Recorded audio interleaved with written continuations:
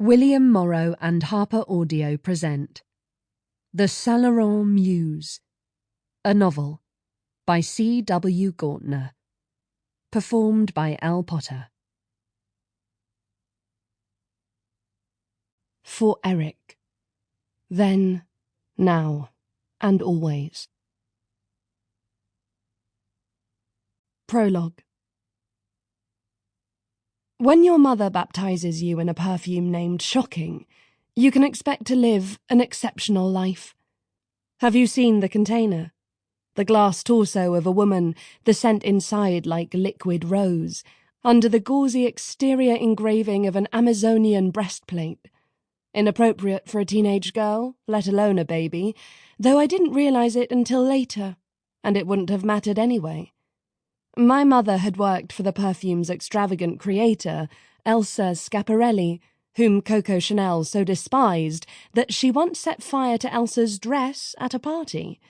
Born Maxime Burley, my mother was an Irish aristocrat.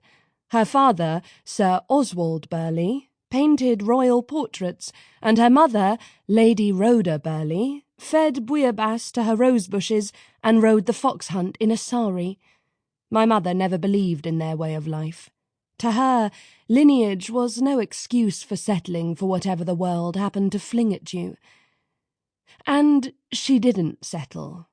Her extramarital affairs so enraged my father, Count Alain le Bailli de la Falaise, who could trace his ancestry back to the 17th century, that he sued her for divorce after only 4 years of marriage. It was 1950. So the French courts ruled in his favour, declaring her an unfit mother, and assigned us to Papa's custody. I was 3 years old. My brother, Alexis, was 2. It was only much later in life that I understood how deeply her desertion had affected me. Even so, I never resented her for it, though people often thought I should. She was the first person who taught me to be unexpected and create my own existence, though it would take many years for me to nurture that seed of wisdom from her chaos.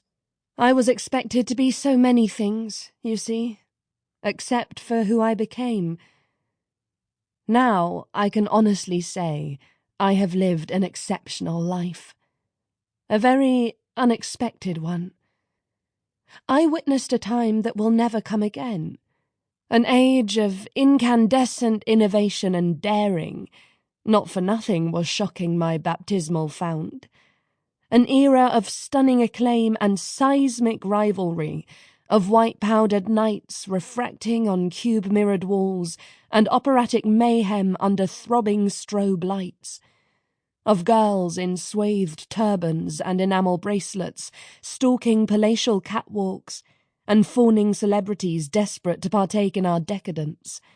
Of dagger-angled boutiques crowned by the initials of a prince whose reign was so supreme it made him a legend. And of secrets that tore us apart. I lived in the time of Yves Saint Laurent. They called me his muse.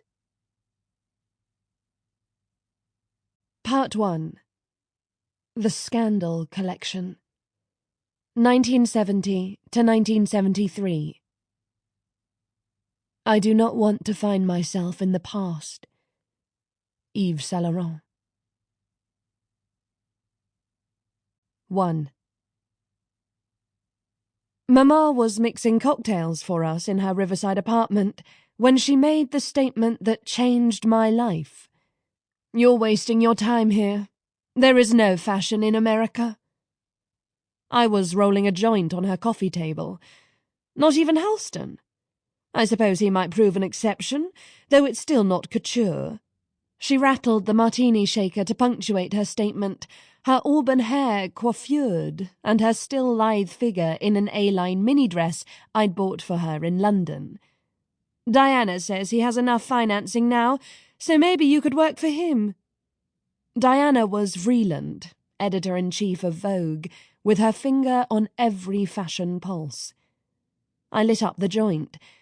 "He has plenty of staff already." "I see. You'd rather hang out at Warhol's factory? Sample complete.